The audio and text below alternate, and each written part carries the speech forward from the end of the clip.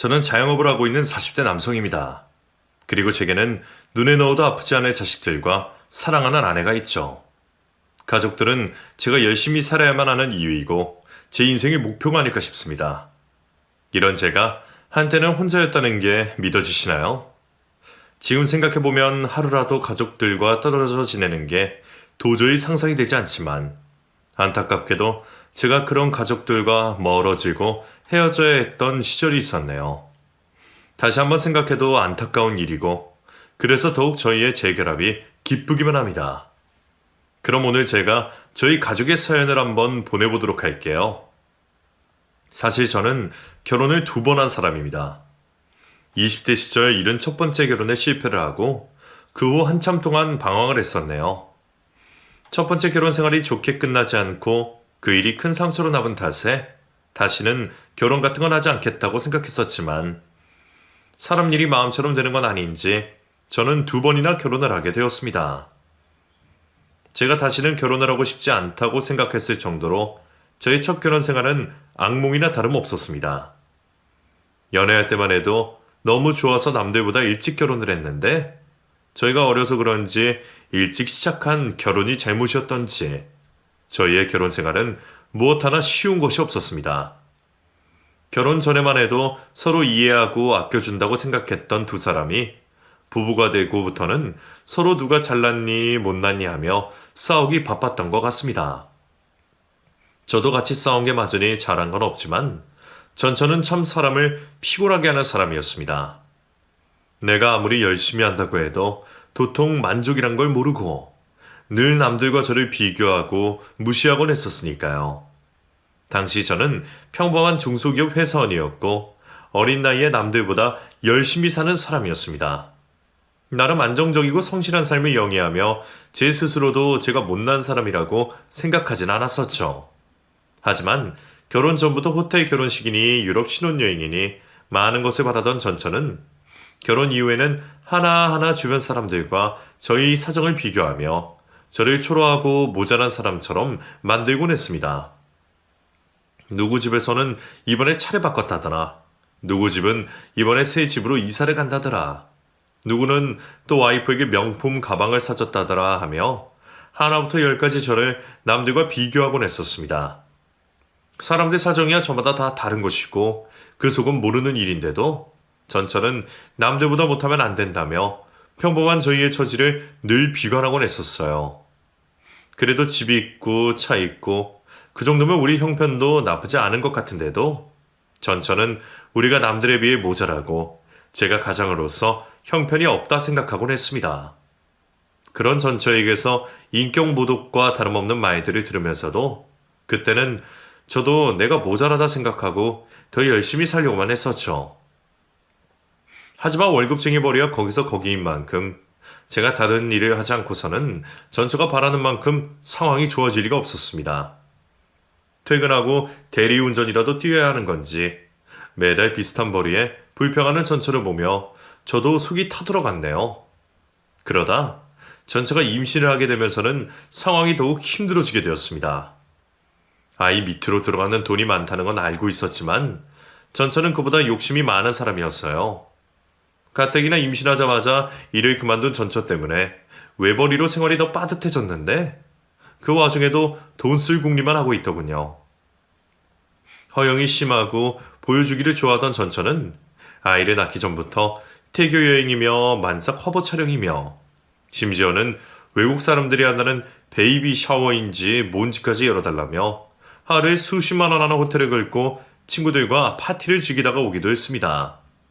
거기다가 한 달에 수백만 원 하는 고급 조리원에 유모차며 유아용품들에도 들이는 돈이 적지 않았습니다.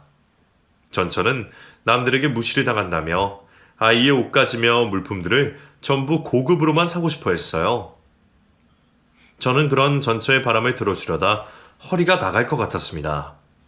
결국 어떻게든 돈을 더 벌어야 했던 저는 아이가 태어나고부터 부업을 시작하게 되었죠.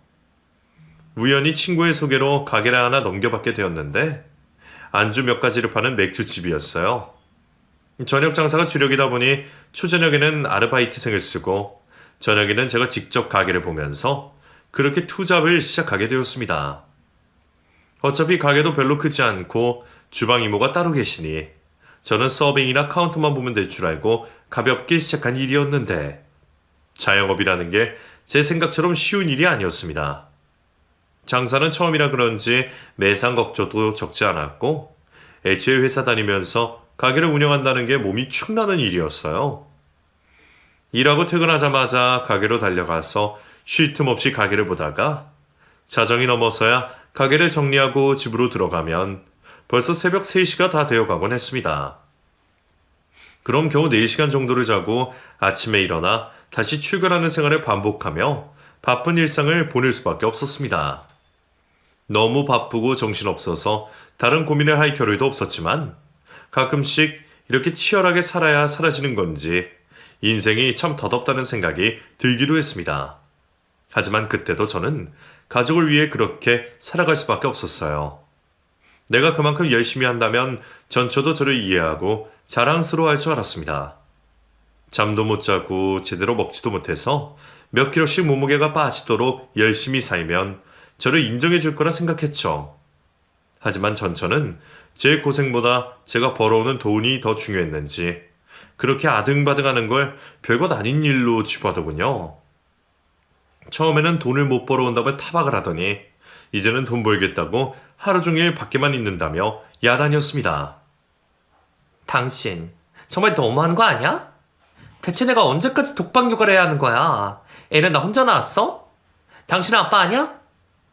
그럼 어떡해. 하루 종일 회사 일하고 퇴근해서는 가게까지 보는데 애초에 가게 시작한 것도 내가 하고 싶어서 했어? 네가 돈 더 벌어오라고 난리를 피워서 그런 거 아니야. 그런데 이제 와서는 내가 가정에 소홀하다고? 너 정말 해도 해도 너무한 거 아니냐?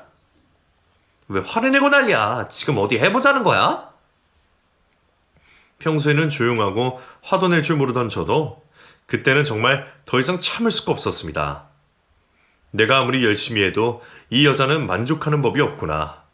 내가 노력을 해봐야 되는 일이 아니구나 싶은 생각에 저는 결국 전처에게 화를 내게 되었죠. 전처 역시 그런 저를 이해하지 않았고 저희는 언젠가부터 갓난아이를 두고 매일같이 싸우기 시작했습니다. 제가 새벽에 집에 들어갈 때까지 저를 기다리고서 시비를 거나 아내를 참지 못한 탓에 새벽마다 싸우는 소리에 시달리던 이웃 주민들이 저희 부부를 경찰에 신고한 적도 여러 번이었어요. 그래서 결국 저희는 결혼생활 3년 만에 이혼을 결정하게 되었습니다. 이제 아이가 막 돌이 지났는데 그 아이를 두고 이혼을 하려니 속이 쓰렸지만 서로 물러날 줄 모르던 저희 부부에게도 더 이상 희망이 없다 싶었습니다. 그래도 저는 당연히 아이를 데려오고 싶었습니다. 전처가 미웠던 거지 저도 아이는 예뻤으니까요. 하지만 심혈을 기울였던 양육권 소송에서 법원은 제 편을 들어주지 않았습니다. 법원에서는 아이가 아직 어리고 엄마와 유대가 크다며 어린아이 양육에 엄마의 존재가 더 필요하다는 이유로 전처의 손을 들어주었습니다. 억울한 마음에 다시 소송을 진행하고 싶었지만 제 소송을 돕던 변호사마저 남자인 제가 어린 딸의 양육권을 가져오기는 힘들 거라며 소송을 포기하라 말하더군요. 내 돈 주고 고용한 변호사마저 그런 식으로 말을 하니 제가 거기서 뭘 더 할 수가 없었습니다. 결국 저는 매달 양육비를 보내며 아이에 대한 양육권은 뺏기고 말았죠. 그래도 법원에서는 제가 아이를 만날 수 있도록 면접 교섭권을 부여했지만 막무가내인 전처 앞에서는 그것도 의미가 없는 일이었습니다. 아이를 데려간 여자가 아이를 보여주지 않으니 제가 달리 할 수 있는 일이 없더군요. 전처는 제가 자주 아이를 보게 되면 아이가 가끔씩 만나는 아빠 때문에 힘들어하고 정서적으로 불안해질 거라며 제가 아이를 보는 것이 아이에게 좋지 않은 일이라 말했습니다. 그래도 내 아이를 내가 어떻게 안 보고 살겠냐며 사정도 하고 부탁도 해봤지만 전처는 무조건 자기가 잘 키울 거라며 제게 아이를 보여주지 않았죠. 차라리 그때 제가 무슨 수를 써서라도 아이를 데려왔어야 하는데 그때는 저도 그럴 여력이 없었습니다. 그동안 결혼생활하며 진 빚에 매달 들어가는 양육비 때문에 이래저래 먹고 살기 바빠서 숨어다니는 전처를 쫓아다닐 시간이 없었거든요. 처음에는 저도 제 아이를 보지 못해서 미칠 것 같고 매일이 눈물바람이었습니다. 오죽하면 길 가다가 제 딸 또래의 아이들만 보면 딸 생각에 흐느껴 울 정도였죠. 하지만 아이를 못 보게 되는 시간이 길어질수록 저도 아이에 대한 그리움이 점점 옅어지게 되었어요. 아이를 숨기는 전처를 쫓아다니는 것도 지쳐가다 보니 전처가 아이를 잘 기르기만 한다면 그만이다 싶더라고요. 결국 저는 아이를 다시 만나는 일을 포기하고 전처에게 매달 양육비만 보내게 되었습니다. 그래도 내 딸이 모자라게 살지는 않기를 바라는 마음에서 법원에서 정해진 양육비보다 더 많은 금액을 보내곤 했었죠. 그러다 보면 저도 월급쟁이로 살기는 힘든 실정이었습니다. 혼자 살아도 들어가는 돈이 있는데 매달 수익에서 양육비를 빼고 나면 저는 술 한 잔 마음 놓고 사 먹지 못할 정도였거든요. 그러던 중에 회사 월급보다 가게 매출이 늘어나는 것을 보니 이참에 그냥 회사를 관두고 가게 일에 전념하면 어떨까 싶은 생각이 들더라고요. 생각해보면 회사 생활이라는 것도 공무원처럼 철밥통도 아니고 작은 회사일수록 힘들기만 한데 10년 뒤에 은퇴 걱정을 할 것이라면 차라리 내 가게를 꾸준히 이어가는 게 저한테도 더 좋지 않을까 싶었거든요. 그때야 제가 자영업의 쓴맛을 미처 몰랐기에 할 수 있었던 생각이었죠. 자영업의 어려움을 몰랐던 저는 결국 회사를 관두고 가게 일에 전념하게 되었습니다. 그리고 영업시간을 늘리고 메뉴도 늘려가며 가게 확장에 힘을 쓰게 되었죠. 덕분에 저는 회사 다니며 투잡을 했을 때보다 훨씬 덜 힘들면서도 그때보다 더 많은 돈을 벌며 어려움 없이 가게를 꾸려갈 수 있었어요. 덕분에 가게 차리면서 생겼던 빚도 다 갚고 제 삶도 점점 안정을 찾아가기 시작했죠. 그 사이에도 전처는 여전히 연락이 되지 않았지만 저도 이제는 모든 것을 포기하고 저의 새 삶을 찾아가기로 했습니다. 가끔 문득 아이가 보고 싶긴 했지만 이제는 같이 한 세월보다 떨어져 지낸 세월이 더 길어서 그런지 그리움도 점점 무뎌져 갈 뿐이었어요. 부성애가 모자라 무정하다 생각하실지 몰라도 그때 저는 그렇게라도 하지 않으면 살 수 없을 것 같았습니다. 이혼한 지도 한참인 제가 언제까지 혼자 살 수 없었기에 뼈아픈 이전 결혼 생활을 모두 지우고 새 가정을 꾸리고 싶었거든요. 그리고 그렇게 새 출발을 하고 싶었던 제게도 좋은 인연이 찾아오게 되었습니다. 그 사람은 저희 가게에 새로 들어온 직원이었습니다. 보통 사람들은 자기와 비슷한 사람에게 끌린다고들 하던데 진영 씨와 저는 처음부터 비슷한 점들이 많았어요.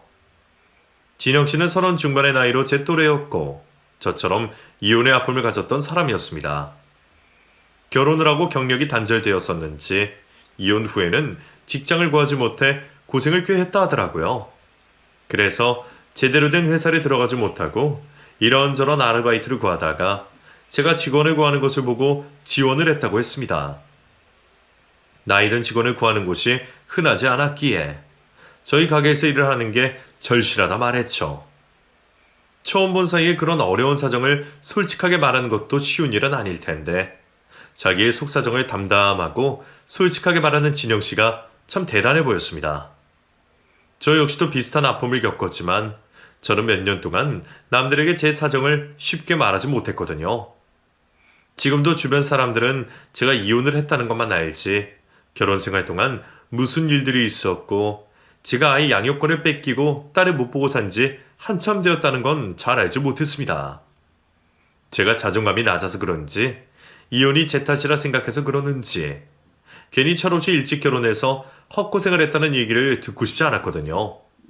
그런데 그런 상처를 보이기 어려워하지 않는 진영 씨를 보니 그 사람은 저보다 한참 어른인 것만 같았습니다.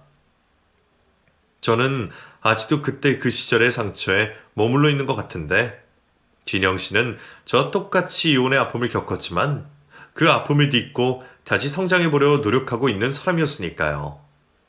가게 일을 하겠다고 나선 것도 그랬습니다.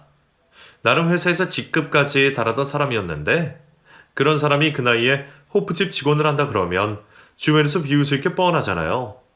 그런데도 자기는 어떻게든 나아가 보겠다며 남들의 시선은 신경 쓰지 않더라고요.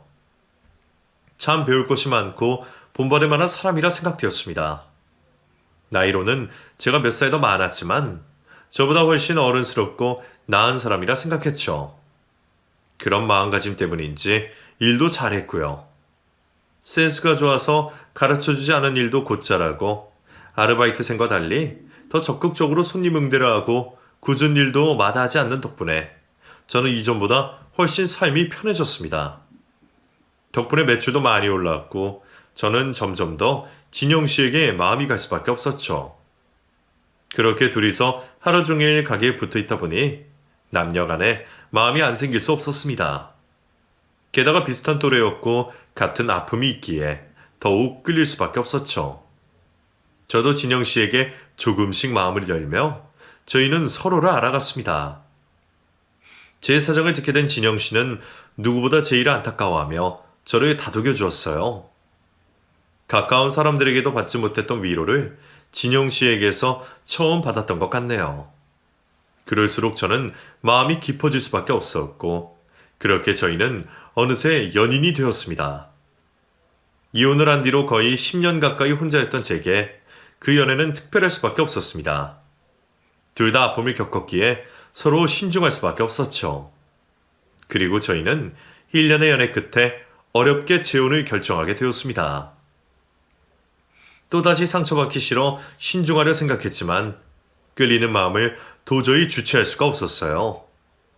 그때만 해도 저희에게 무슨 일이 있을 거라는 생각은 하지 못했기에 저희는 서로의 사랑을 믿고 재혼을 하게 되었습니다. 뒤늦게 다시 찾아온 신호는 너무 달콤하고 행복했습니다. 처음 결혼 생활에서는 느끼지 못했던 행복과 안정감을 저는 그제서야 처음으로 느껴보게 되었죠. 늘 혼자 삭히고 가족만 생각해야 했던 제가 그제서야 아내의 관심과 걱정을 받아보게 되었네요. 매일 아침에 챙겨주고 내 몸 걱정을 해주는 아내가 있다는 것이 이렇게나 좋은 일인지 몰랐습니다. 진영이 덕분에 행복해진 저는 진영이에게 너무 고맙고 늘 미안했습니다. 나도 내가 받은 만큼 진영이에게 해주고 싶은데 제 노력이 부족한 건지 늘 제 마음보다는 모자란 듯만 하더라고요. 어떻게 해야 내 마음을 다 표현할 수 있을지 저는 그게 항상 고민이었습니다. 하지만 고맙게도 진영이는 작은 것에도 감사해야 할 줄 아는 사람이었어요. 비싼 꽃다발을 매일 안겨주지 않아도 제가 길을 가다가 찍은 꽃 사진 한 장에도 하루 종일 기분이 좋아졌다며 웃어 보이던 사람이었으니까요. 오빠가 나를 생각해서 찍은 사진이잖아. 오빠가 내 생각을 했다면 그것만으로도 좋아. 진영이를 만나고 나서야 내가 이전에 얼마나 잘못된 결혼 생활을 했었는지 여실히 알 수밖에 없었습니다. 굳이 지금의 행복을 과거의 상처와 비교하고 싶진 않았지만 생각하지 않으려고 해도 자꾸만 비교될 수밖에 없었죠. 그래서 더더욱 그 행복이 소중했고 다시는 잃고 싫지 않았습니다. 그런데 제게는 그런 행복이 쉽게 허용되지 않나 봅니다. 그 어렵게 얻은 행복을 누릴 수 있을 거라 생각했는데 그렇게 행복한 순간에 제 과거가 발목을 잡더군요. 저의 재혼 소식을 어떻게 알았는지 재혼을 하고 얼마 되지 않아 전처가 찾아오고 말았습니다. 당신 나한테 말도 없이 재혼했더라? 어떻게 나 몰래 우리 아연이를 두고 재혼을 할 수가 있어? 내가 재혼하는 걸 당신한테 허락이라도 받아야 한다는 거야? 우리 이혼한 지 벌써 10년이야. 내가 당신한테 말해야 할 의무 없잖아. 그래, 우리가 이혼을 해서 더 이상 부부는 아니지만 당신은 아연이 아빠잖아. 아연이 아빠로서 일말의 책임감도 없어? 당신이 감히 책임감 얘기를 해? 내가 아버지로서 책임을 안 진 게 뭐야? 양육권 가져가겠다고 했는데 뺏어가게 누군데? 양육비 받으면서 애 얼굴 한 번 안 보여준 게 누군데? 그래놓고 이제 와서 무슨 소리 하는 거야? 아무리 그랬어도 당신이 나를 두고 재혼을 하면 안 되지. 나는 여태 당신 대신에 혼자 자식 키우면서 고생만 하면서 사는데 당신은 감히 재혼을 해서 새 가정을 꾸려?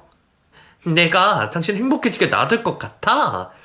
절대로 가만히 안 있을 거니까 각오하는 게 좋을 거야. 적반하장도 이런 적반하장이 없었습니다. 여태 연락을 무시했던 사람이 누군데 제가 아이 좀 보여달라고 그렇게 바랬을 때는 외면하던 사람이 제가 재혼을 했다는 소식에 입에 거품을 물고 난리를 피우더군요. 자기는 아이 키우느라 고생했다면서 제가 재혼한 꼴을 참을 수가 없다는 겁니다.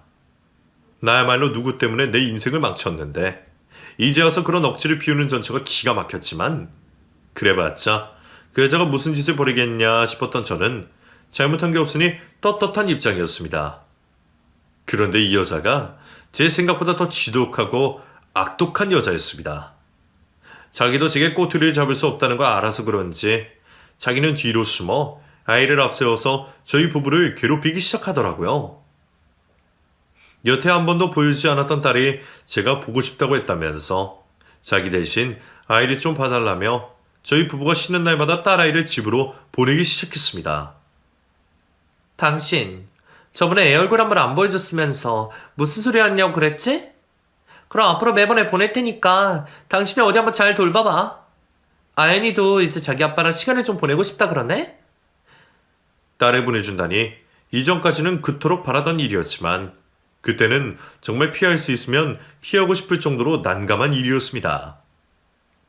제가 혼자이면 몰라도 이제는 제 곁에 진영이가 있었으니까요. 진영이도 제 딸의 존재를 모르진 않았지만 이제 막 재혼을 한 상황에 남편의 딸 소식이 반갑진 않을 겁니다. 제가 결혼 전부터 두 사람이 만날 일은 절대 없을 거라 했었거든요. 거기다가 사실 저희는 그때 2세를 준비 중이었습니다. 조금 늦은 나이였지만 더 늦기 전에 완벽한 가정을 꾸리고 싶었거든요. 그런 와중에 제 딸이 저희 집을 드나들면 진영이에게는 마음이 편한 일이 아니었을 겁니다.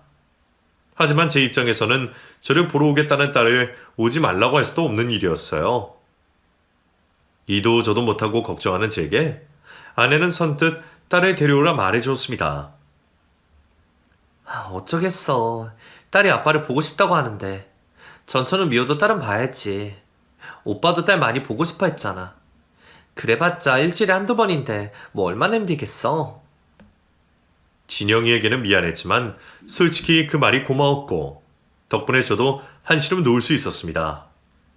이혼한 지 10년 만에 새 가정을 꾸려 새 출발하겠다고 마음을 먹으면서도 한편으로는 딸이 많이 그리웠던지 10여 년 만에 딸을 보게 된 상황에 저도 모르게 기대를 하고 있더라고요. 하지만 그렇게 시작된 딸아이의 방문은 저희 부부에게는 끔찍한 일이었습니다. 왜 그러는지 모르겠지만 아연이가 생각보다 아내를 많이 싫어하더라고요. 진영이와 제 딸이니 잘 대해주려 노력을 하는데 아이는 뭐가 불만인지 사사건건 시비를 걸었습니다.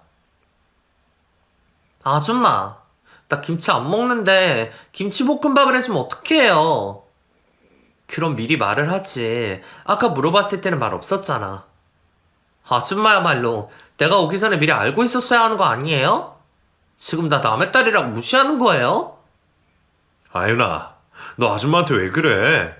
아줌마는 너 맛있는 거 해주고 싶어서 그러는 건데. 아빠도 내가 미워요? 그래서 이 아줌마 시켜서 나 괴롭히는 거예요? 뭐? 왜 그렇게 생각해? 아줌마나 아빠나 아연이 미워하지 않아. 아니에요. 아줌마가 나 미워서 나한테 이러는 거잖아. 나 째려보고 싫어하는 거 다 안다고요. 어머, 얘가 지금 뭐라고 하는 거야? 내가 언제 널 미워해? 아이가 친모가 아닌 제 아내를 쉽게 받아들일 리 없다는 건 알았지만 같이 살지도 않는 사이에 그 정도로 적대심을 가질 줄은 몰랐습니다. 애가 대체 왜 그러는지 모르겠지만 자꾸만 아내와 제 사이를 이간질 방해하며 힘들게 하더군요. 아내도 처음에는 참으려 노력을 하는 듯 했지만 영악하게 구는 아이 때문에 화가 나는지 점점 제게 짜증과 화를 내기 시작했습니다. 내가 대체 어디까지 참아야 해? 오빠도 걔가 나한테 어떻게 하는지 알잖아. 내가 아무리 잘해주려고 해도 뭐든 타박이야. 애가 어려서 그러잖아. 네가 좀 이해해줘. 어린애라고 해도 알 만큼 알라 했잖아. 그런데도 오빠는 걔 편만 드는 거야? 저도 물론 진영이가 힘들 것을 모르지 않았습니다. 나쁜 짓을 하는 것도 아닌데 괜히 계보 취급당하며 어린애에게 무시당하는 게 기분 좋지 않았겠죠. 아내도 이해가 가지만 저는 아빠로서 아이의 편을 들 수밖에 없었습니다. 부모의 이혼으로 상처를 받고 아빠를 그리워했을 아이가 너무 가엾고 안쓰러웠거든요. 그래서 진영이는 저를 이해할 거라고 생각하며 아내 앞에서 아이 편을 들어주다 보면 결국 아내가 상처를 받고 말았죠. 나중에 풀어주려 노력을 해봐도 별 소용은 없었습니다. 결국 저는 딸과 아내 사이에서 갈팡질팡하며 점점 더 힘들어지기만 했죠. 그렇게 아내와 제 사이가 위태위태하는 동안 전처는 더 큰 분란을 만들고 있었습니다. 제가 아이가 올 때마다 비싼 선물을 해주는 걸 보고 제 벌이가 나쁘지 않다는 걸 알았는지 전처가 갑자기 돈 얘기를 꺼내더군요. 매달 양육비 보내면서 어려운 줄 알았더니 당신 생각보다 벌이가 좋은가 봐? 애한테 핸드폰이고 노트북이고 턱턱 사주더라? 돈이 많은 게 아니라 그동안 애한테 못해준 게 많아서 그런 거야. 내가 매일 챙겨주지 못하니까. 그럼 이제 애한테 좀 더 투자해봐. 안 그래도 아인이 유학 보내주고 싶었는데 당신이 유학비 좀 대줘라? 뭐? 유학은 무슨 유학이야. 나 그 정도 여력은 없어. 그리고 우리도 임신 계획 중인데 어떻게 아윤이만 신경 쓰겠어. 당신 벌써부터 그 여자 자식이랑 우리 아윤이 차별하는 거야? 당신은 아윤이가 불쌍하지도 않아? 내가 뭘 차별해. 억지 좀 쓰지 마 제발. 아이 때문 아니라도 유학은 무리야. 그럼 사립학교라도 좀 보내주던가. 아윤이 이제 곧 중학생인데 학업에 신경 써야 할 거 아니야. 유학을 못 가면 학교라도 좋은 곳 다녀야지. 전처는 아이를 앞세워 제게 돈을 뜯어내려 했습니다. 저도 말도 안 되는 소리라 싶어 제 선에서 자르려 했지만 어떻게 된 건지 진영이까지 그 일을 알게 되었더군요. 오빠, 혹시 아윤이 사립학교 보낸다고 그랬어? 뭐? 그건 어떻게 알았어? 정말이야? 아니, 사립학교 학비가 얼만데 나한테 상의도 없이 그래. 그렇게 비싼 데 말고 적당한 데 알아보기로 했어. 유학 보내는 것보다는 그게 낫잖아. 글쎄 유학 얘기까지 했었어?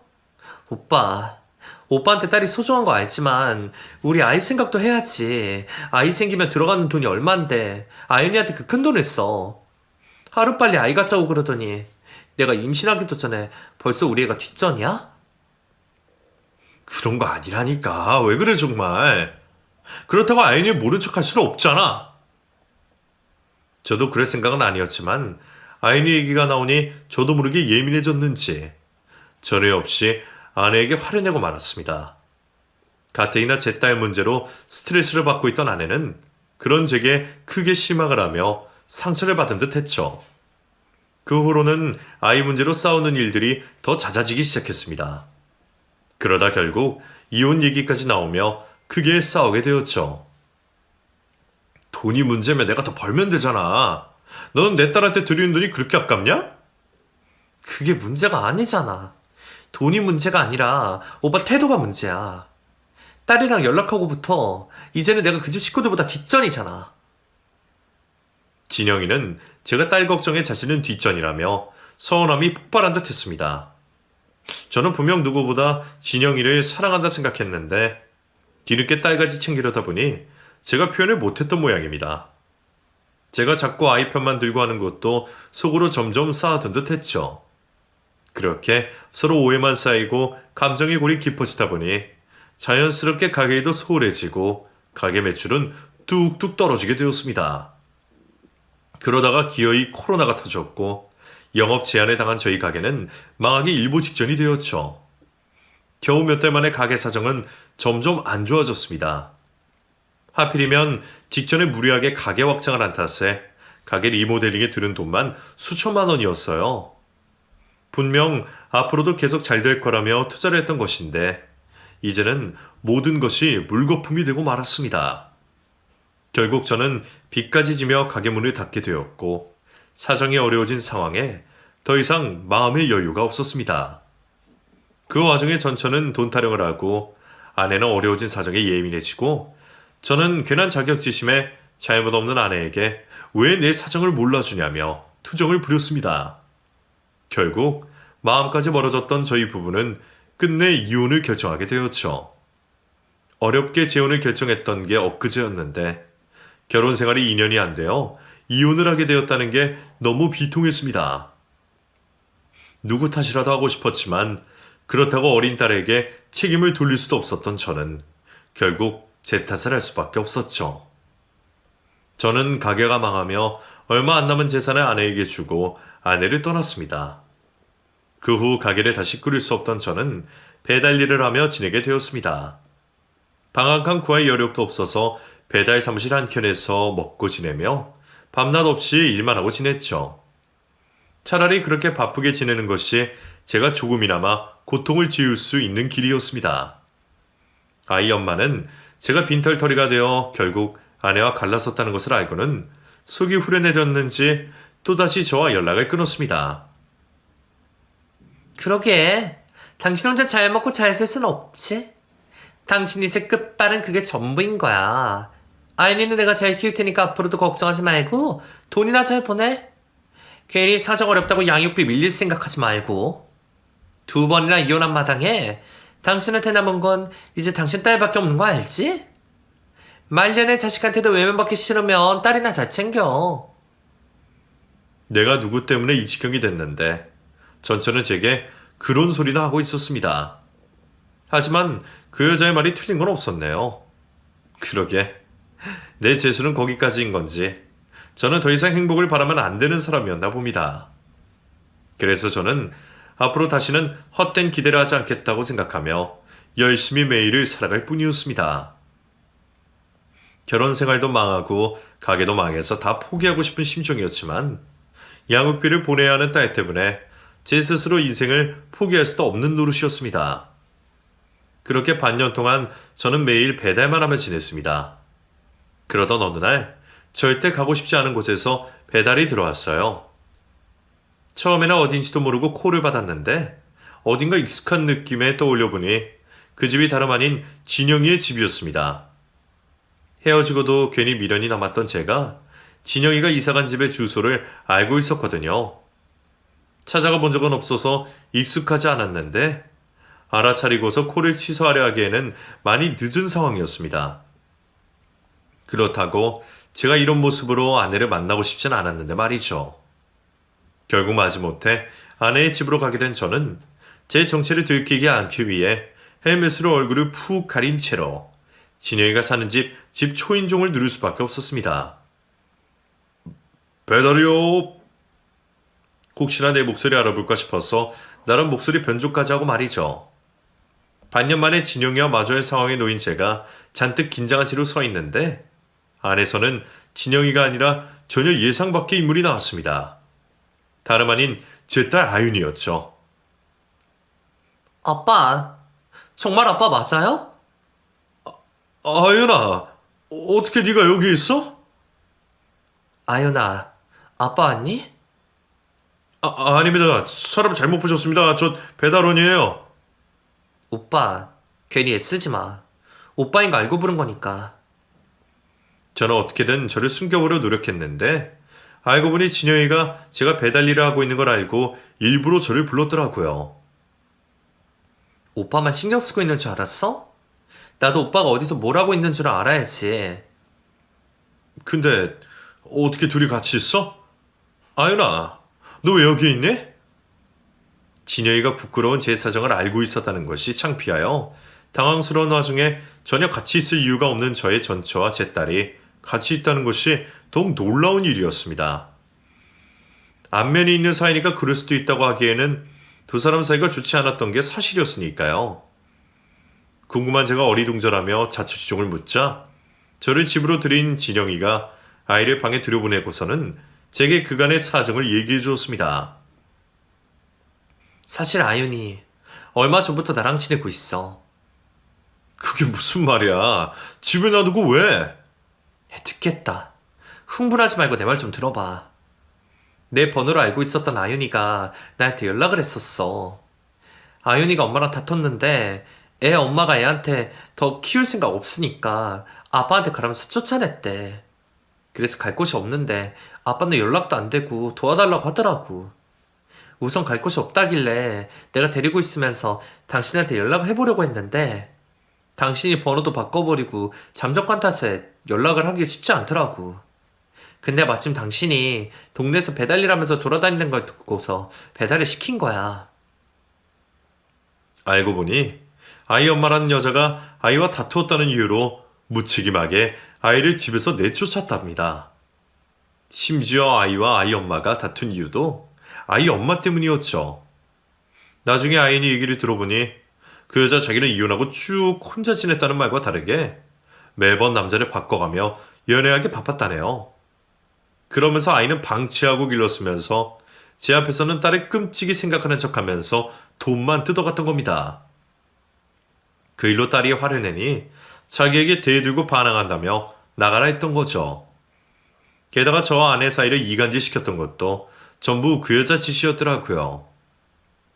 아윤이가 나한테 미안하다고 잘못했다고 울면서 얘기하더라. 엄마가 우리 괴롭히려고 시켰다고. 우리가 헤어져야 아빠가 자기한테 돌아올 거라고 그랬대.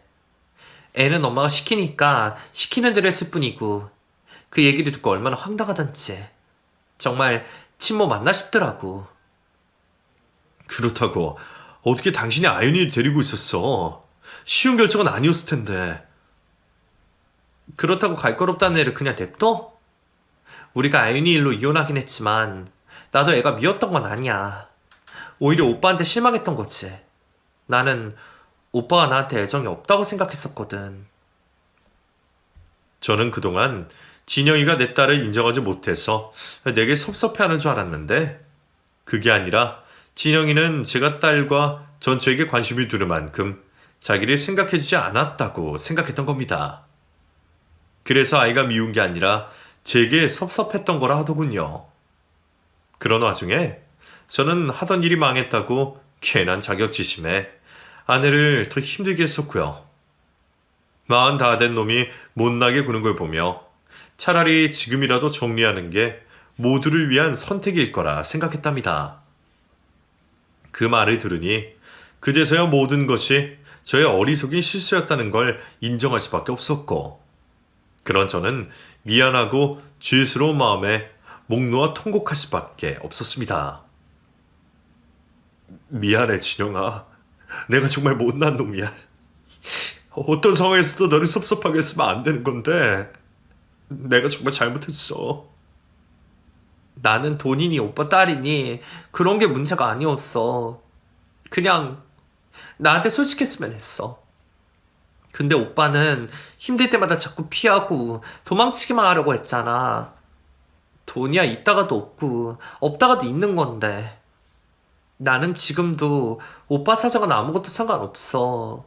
그냥 오빠가 나랑 위기를 잘 헤쳐나갈 자신이 있는지 그게 중요해. 그러니까 오빠만 좋다면 우리 다시 재결합하자. 그리고 아윤이 우리가 데려오자. 이번에는 내가 도와줄 테니까 우리 포기하지 말자. 그 말이 제게는 황금 동아줄 같이 느껴졌습니다.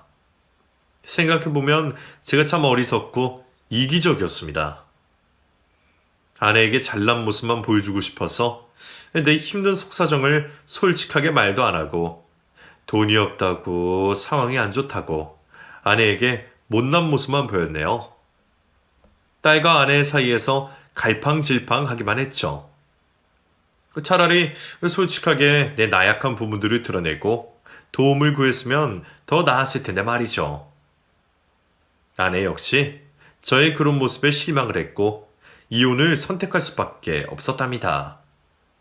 그리고 저 역시도 그제서야 제 잘못을 깨닫고 다시는 그런 실수를 반복하지 않겠다고 약속하게 되었죠. 그 후 저희 부부는 재결합을 하며 다시 부부가 되었고 아연이를 저희가 키우기 위해 10년 만에서야 양육권 소송을 다시 하게 되었습니다.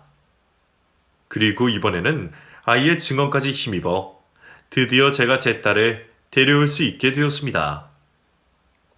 그리고 아내가 딸아이를 친양자로 입양하게 되었죠. 내 딸을 자신의 친딸처럼 품겠다는 아내의 말이 얼마나 고맙던지 말이에요. 저는 그런 아내와 제 딸을 위해서라도 더 열심히 살 수밖에 없었습니다. 다시 가게를 열기 위해 어느 때보다 노력할 수밖에 없었죠. 그렇게 저는 다시 재기에 성공할 수 있었고 올해 초 둘째까지 가지게 되었습니다. 그래서 저는 이제 중학생 딸과 갓난쟁이 아들을 둔 아이 둘의 아빠가 되었네요. 사실 한창 사춘기로 예민한 큰딸이 동생 소식에 서운해하면 어쩌나 하는 걱정도 했었지만 다행인지 누구보다 동생을 좋아해주는 딸 덕분에 저희 부부도 걱정을 놓게 되었습니다. 그동안 친모에게 정을 많이 못 받은 탓인지 새엄마를 무척이나 따르는 딸은 지금 누구보다 저희 가정에 잘 적응해 나가고 있어요. 아내 역시 그런 딸이 예쁜지 두 사람 사이는 어쩔 때는 저보다도 가까운 것 같이 보입니다. 그리고 저는 그 모습이 정말 다행스럽기만 하네요. 이제서야 제가 바라던 가정을 꾸린 것 같아서 더없이 행복합니다. 실패를 거듭하며 돌고 돌아 어렵게 얻은 행복인 만큼 저도 이제는 더 이상 이 행복을 놓칠 생각이 없습니다. 그러기 위해서는 무엇보다 저의 노력이 중요할 거라 생각합니다. 아내와 제가 한번 위기를 겪고 재결합을 했던 만큼 앞으로는 어떤 시련이 닥치더라도 더 이상 어리석은 생각을 하지 않고 가족들이 똘똘 뭉쳐 현명하게 해결하기를 기대하며 오늘도 가족들을 위해 열심히 살아가겠습니다. 감사합니다.